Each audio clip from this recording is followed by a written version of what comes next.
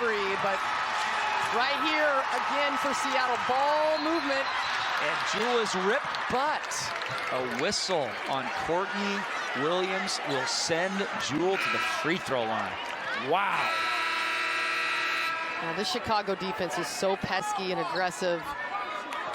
Izzy Magmagor just looking for the dribble handoff, and Courtney Williams getting in there, trying to rip it away. You think she thought that was clean? That was only evidently. That would have been a bucket as well. Just the 14th foul. Not the 5th, so Seattle has to earn it here. 6 on the shot clock. Here's Jewel for 800 points, and more importantly, the lead. Can't get it to go. That was dead on. Yes, it was. Dead on, looked good. Biggest stop of the game for the Seattle Storm. Jordan Horston against Dana Evans. Up top, here comes Williams on the screen. Switch by Russell. Evans floats it inside to Williams and foul. The Mercedes makes her earn it. And Elizabeth Williams will go to the stripe. Evans getting the corner against Russell. And then Horston comes to help out, and Williams, the player, open. Nothing that Mercedes Russell can do here. You see she's got to retreat all the way back there to take Williams, and really left with no other option other than the foul. Williams, the worst free throw shooter on the team at 61%, but she knocks the first one down. She's 2 of 3 on the day.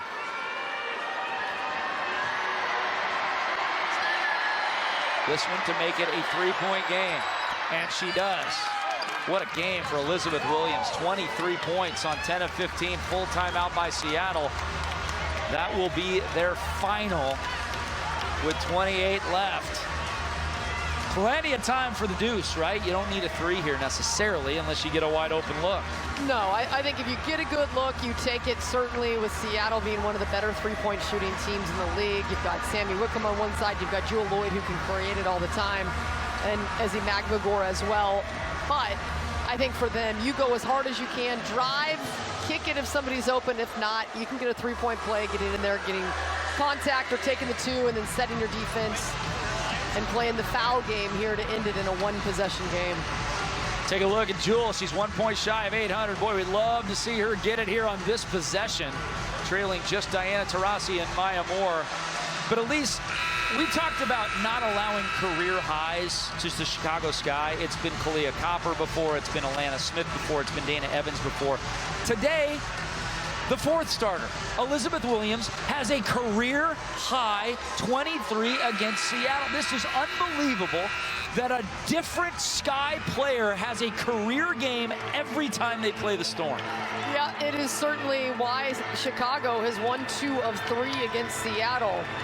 Plenty of time left in this one, though, but certainly for Seattle, there's a little bit of frustration, momentum on Chicago's side.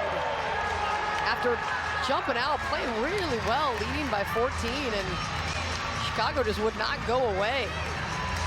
Seattle 8 of 24 from 3-point range. If they choose to go that way, Sammy's hit 5 of those in 11 attempts. They go to the corner. Jewel's got a great look. That one's short. It was a well-designed play. That was an awesome play. Jewel. That was incredible how they ran Jewel Lloyd. That was well done and designed by Noelle Quinn. They ran Jewel right here. They're looking at Dana Evans. They know Mabry's going to help, and then they get a second screen to the corner from Izzy Magmagor. That was a great play. Got her the look. She just couldn't cash it in. So now Copper to the free throw line. Copper is 76% free throw shooter. But to get a 2-possession lead, she only needs 1. And she misses the first. This one is huge. The difference between a 1-possession and a 2-possession game. Seattle has to secure the rebound. They do not have a timeout to advance it.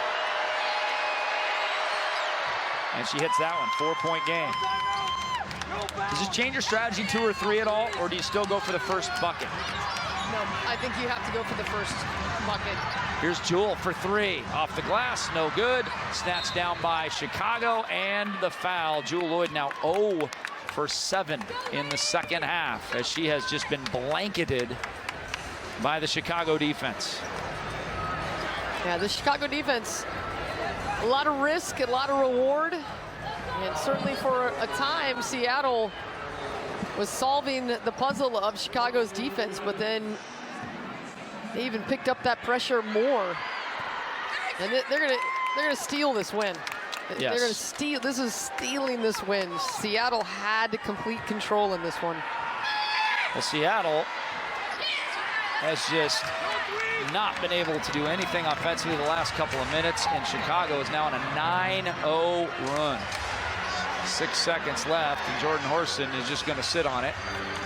Interesting in just a 2-possession game, as Seattle's just going to let the clock run out.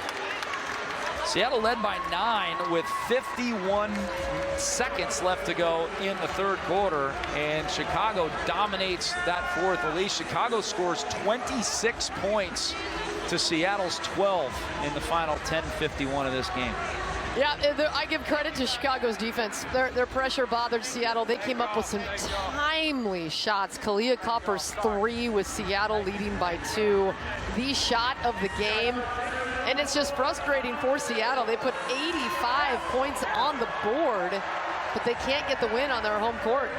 Well, and the points off turnovers really hurt Seattle in the second half. Seattle only had 4 turnovers for 5 points for Chicago in the first half.